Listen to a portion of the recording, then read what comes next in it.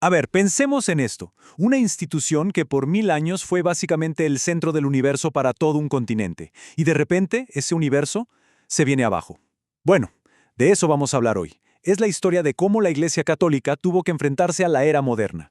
Una historia, la verdad, de poder, de rebelión y de una reinvención que terminó por darle forma al mundo que conocemos. ¿Y cómo sobrevive algo así? ¿No? O sea, si una institución define un mundo entero, ¿qué hace cuando ese mundo se hace pedazos? Esa es la pregunta clave aquí. ¿Qué pasa cuando los cimientos de toda una civilización empiezan a temblar? Para entenderlo, tenemos que irnos justo a ese momento, al punto de quiebre. Bien, para entender la tormenta que estaba por venir, primero hay que poner en contexto cómo era el mundo, antes de que todo saltara por los aires. Miren, la Iglesia Católica en la Baja Edad Media no era solo algo religioso, no, era la columna vertebral de la sociedad. Pero como suele pasar, debajo de esa fachada tan imponente ya se veían las grietas. Y es que, en cierto modo, la Iglesia se había vuelto víctima de su propio éxito. ¿Qué vemos aquí? Bueno, por un lado, los altos clérigos, los prelados, que vivían más como príncipes que como pastores, ¿no? Por otro, nuevas monarquías, nuevos banqueros que le estaban disputando el poder económico. Y quizá lo más importante de todo, la grieta más profunda. Una distancia gigante entre la burocracia de Roma y la fe real, la fe de la gente de a pie en sus pueblos.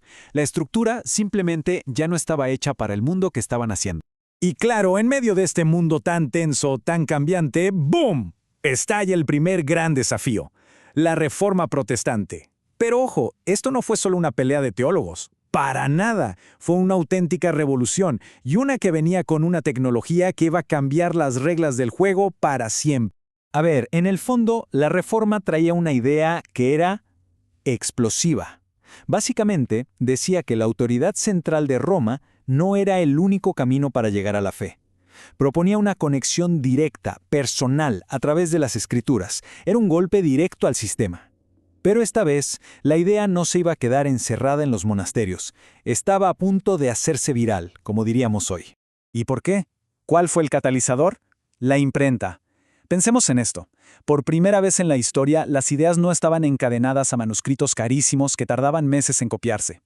Ahora se podían imprimir por miles. De repente un panfleto, una crítica, una nueva traducción de la Biblia podían viajar más rápido que cualquier ejército. Y claro, esto encendió debates en cada rincón de Europa, convirtiendo discusiones de teólogos en movimientos de masas. Y la velocidad a la que todo cambió fue increíble, de verdad.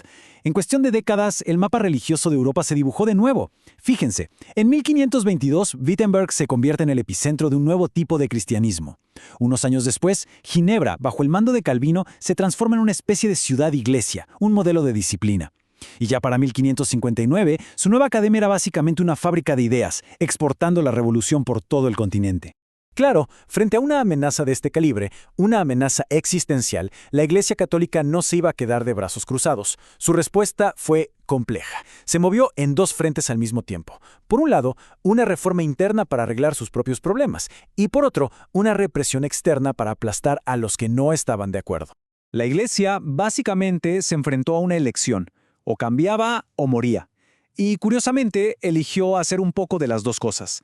Lo que vino después fue un esfuerzo gigantesco, una lucha en dos frentes para forjar una nueva identidad. Por un lado, intentó, reparar sus propias grietas, y por el otro, usó toda su fuerza para aplastar a sus enemigos. Y aquí lo vemos perfectamente, esa doble estrategia. Por un lado, la reforma interna. ¿Qué pasó? En el Concilio de Trento, la Iglesia intentó, poner la casa en orden. Se definieron doctrinas, se le exigió más disciplina al clero y, algo fundamental, se crearon seminarios para formar mejor a los sacerdotes. Y por el otro lado, la represión. La Inquisición, sobre todo la española que estaba controlada por la corona, se convirtió en una herramienta temible para cazar herejes e imponer la ortodoxia, por la fuerza. Y el proceso de la Inquisición era una máquina, metódica y aterradora. Todo empezaba con una denuncia, que podía ser anónima, imagínense. Eso sembraba desconfianza por todas partes. Después, el arresto y la confiscación de bienes, que además servían para pagar el propio juicio. Tras interrogatorios larguísimos, si se llegaba a un veredicto de culpabilidad, la Iglesia hacía algo muy particular.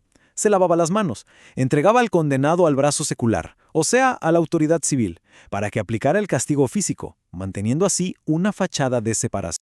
Pero ojo, la reforma no fue el único desafío. Al mismo tiempo, estaba surgiendo un nuevo poder, el Estado-nación, centralizado y fuerte. Y esto creó una dinámica totalmente nueva y compleja. La lealtad ya no era solo a una cristiandad universal, ahora también era a un rey y a una nación. Así que la relación entre la Iglesia y el Estado se tuvo que renegociar en toda Europa. Miren el panorama. En España, el patronato real convirtió a los reyes en defensores, pero también en controladores de la Iglesia. En Francia, el galicanismo insistía en la autonomía de su clero frente al Papa. Y en el corazón de Europa, la paz de Westfalia trajo una idea radical que puso fin a las terribles guerras de religión. Cada príncipe decidiría la religión de su propio territorio. Se acabó. La cristiandad unificada, como se conocía, había muerto. Y esta nueva alianza entre el trono y el altar no se quedó en Europa, no. Se proyectó a escala global. Toda la expansión de la fe católica por el mundo durante la era de la exploración estuvo, inseparablemente ligada a la expansión de los imperios español y portugués. Las misiones, las diócesis, los concilios en América y en Asia no solo tenían un propósito religioso, sino también uno imperial. Extendían la influencia de la corona junto con la de la cruz. Bien, después de la tormenta de la Reforma y de toda esta reconfiguración política, llegó un desafío de una naturaleza completamente distinta. Uno que no atacaba una doctrina en particular, sino la base misma de la autoridad religiosa. Hablamos, claro, de la Ilustración. La Ilustración, o el siglo de las luces, como se le conoce, lanzó un desafío frontal. La razón, no la revelación divina ni la tradición, debía ser la autoridad final. Era, en esencia, un llamado a cuestionarlo absolutamente todo: la monarquía, la sociedad y, por supuesto, la religión. Nada, pero nada estaba a salvo del escrutinio de la mente humana. Y esto, claro, representa un cambio filosófico profundísimo. El mundo de la fe se basaba en la autoridad de la Iglesia, en la santidad de la tradición, en la certeza del dogma. La nueva era de la razón, en cambio, defendía el juicio del individuo, el poder de la crítica y la importancia de la evidencia empírica. Era, literalmente, un choque de dos formas de ver el mundo. Y este choque de mundos tuvo una víctima espectacular: la Compañía de Jesús, los jesuitas. Pensemos que los jesuitas eran la élite intelectual de la Iglesia, los defensores más leales y poderosos del Papa. Y justo por eso, para los reyes y los pensadores de la Ilustración, representaban todo lo que querían derribar: el poder de Roma, la fe ciega sobre la razón. La campaña en su contra fue implacable. Primero Portugal, luego Francia, y finalmente España los expulsaron de todos sus imperios. La presión fue tan, pero tan brutal, que en 1773 el propio Papa no tuvo más remedio que disolver la orden. Y con eso, la transformación fue completa. En el transcurso de 3 siglos, la Iglesia había pasado de ser la estructura que definía el mundo occidental a ser una institución que sí seguía siendo inmensamente influyente, pero que ahora tenía que competir y coexistir con otras. Un nuevo escenario de estados-nación, de credos rivales y de una nueva cultura secular basada en la razón. Y todo esto nos deja con una pregunta final, ¿no? La historia de la Iglesia moderna es un caso de estudio fascinante sobre crisis, adaptación y supervivencia.